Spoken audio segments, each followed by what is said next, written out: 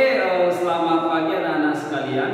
Pada pertemuan kali ini kita akan membahas review sejarah penilaian akhir tahun. Nanti di dalam ini sudah mencakup bab 7 dan bab 8. Nanti penilaian akhir tahun kalian ada 40 soal pilihan ganda, dan kira-kira soal review ini sudah mencakup soal-soal tersebut. Oke, kita lihat yang pertama. Ada soal, jelaskan adanya sistem kepercayaan pada zaman Batu Tengah.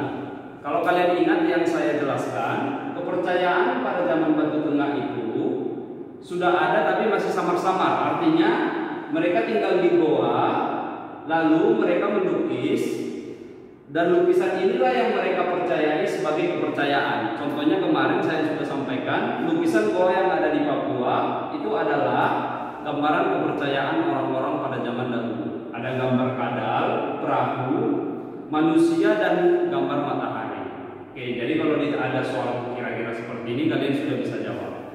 Oke, yang selanjutnya, yang kedua, benda-benda apa saja yang merupakan peninggalan zaman batu beserta fungsinya. Sekarang kita lihat, salah satunya adalah koper.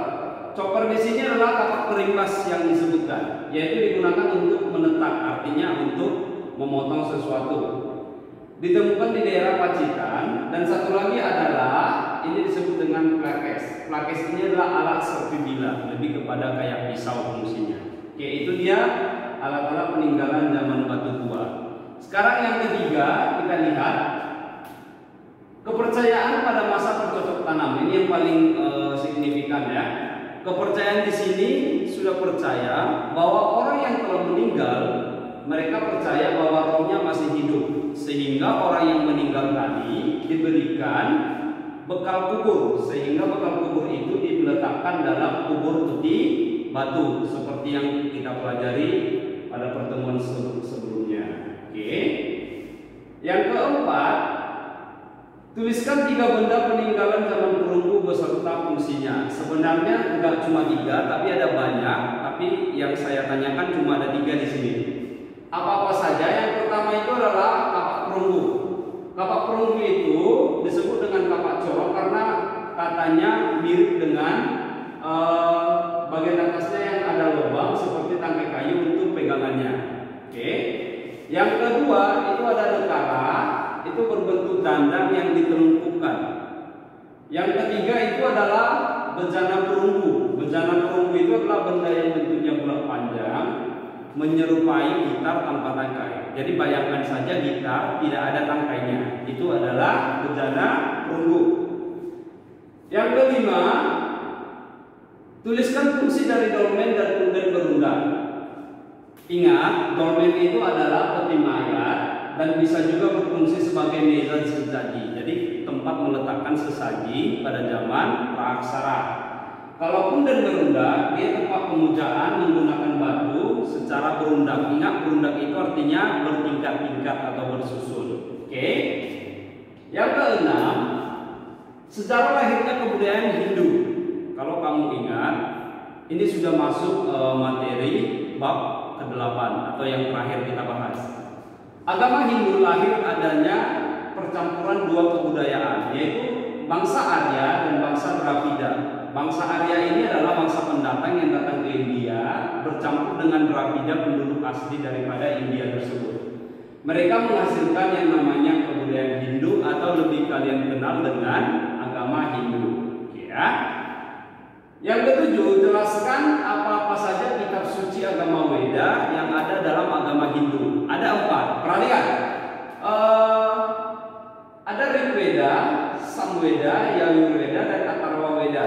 Bisa kamu lihat, Rigveda itu berisi syair-syair, Samveda itu untuk memuji dewa-dewa agama Hindu, dan Yajurveda itu untuk keselamatan atau bacaan keselamatan, dan Atharvaveda ilmu untuk menghilangkan segala nasib-nasib sial. Oke? Yang ke-8, apa fungsi daripada The Great Wall atau tembok raksasa Cina? Kamu kemarin banyak yang jawab benar. Itu jawabannya adalah untuk menghalau bangsa-bangsa yang ingin menguasai daerah Cina, karena Cina itu terkenal dengan kesuburan tanahnya akibat daripada sungai Huanghe atau sungai kuning itu tersebut. Seperti bangsa daripada Xiongnu, Tibet, Mongolia. Oke? Yang kesembilan, apa pemikiran Lao Tse, Confucius dan Mengse? Ini adalah tiga pemikir dari Cina. Kalau Lao Tse terkenal dengan ajaran Taonya, sedangkan Mengse itu terkenal dengan ajaran Te, sedangkan Mengse itu lebih kepada demokrasi, sehingga Mengse ini dikenal dengan bapak demokrasi. Oke ya, kita lanjut.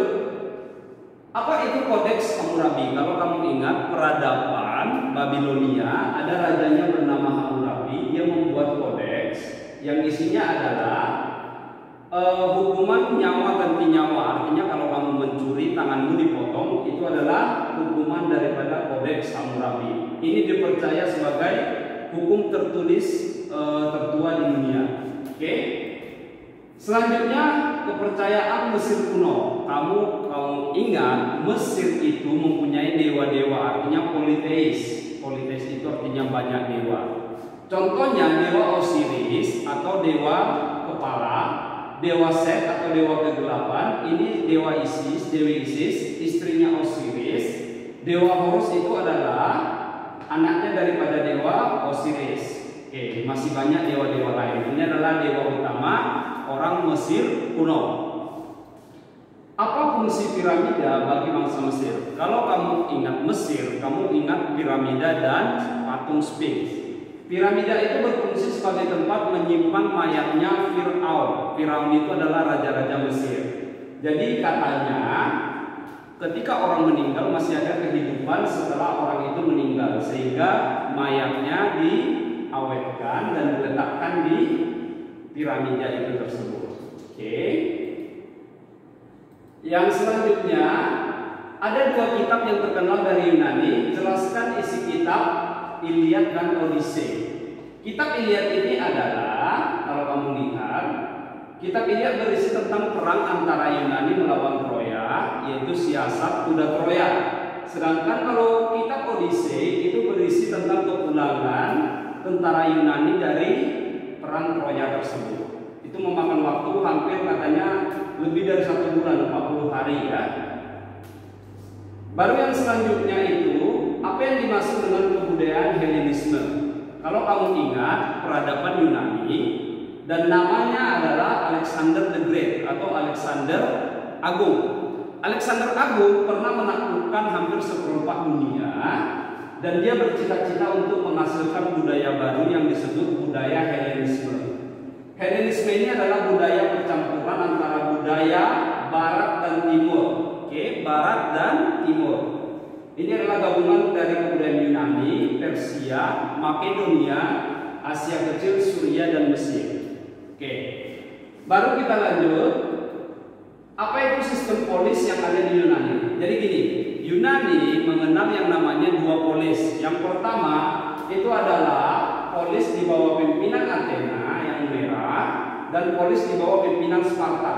Jadi perbedaannya cukup signifikan. Nanti ada materi. Kalau Athena terkenal dengan kepintarannya, sedangkan Sparta terkenal dengan kekuatan fisiknya yang melebihi rata-rata. Jadi itu adalah dua polis yang ada di Yunani.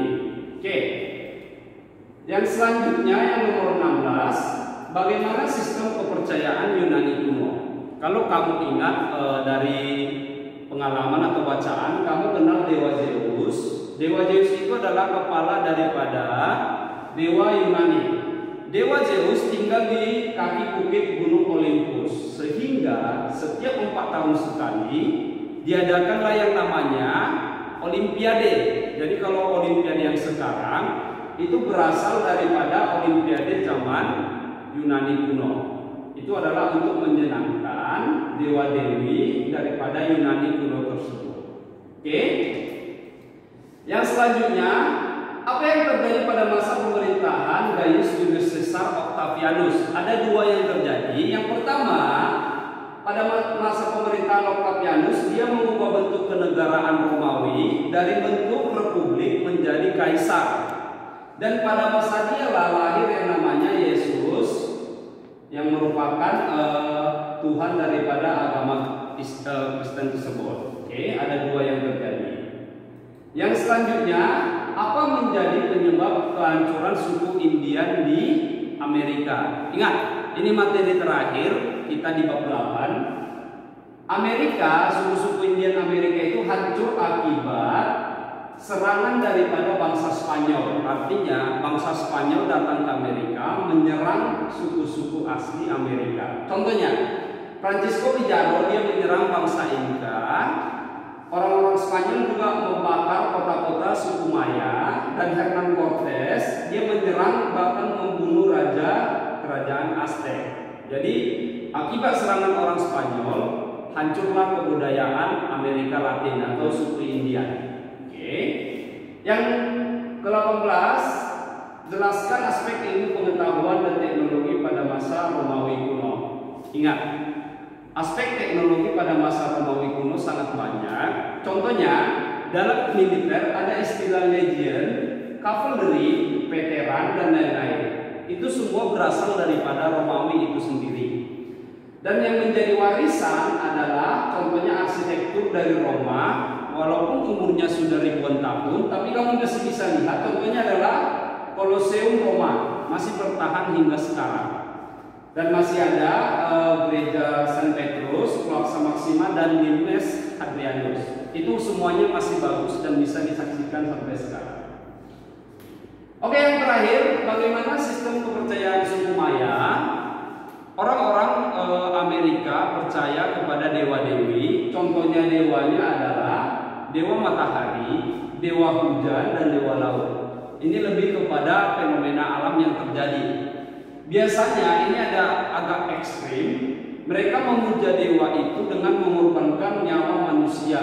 Jadi tawanan perang itu diambil jantungnya dan diberikan kepada dewa matahari.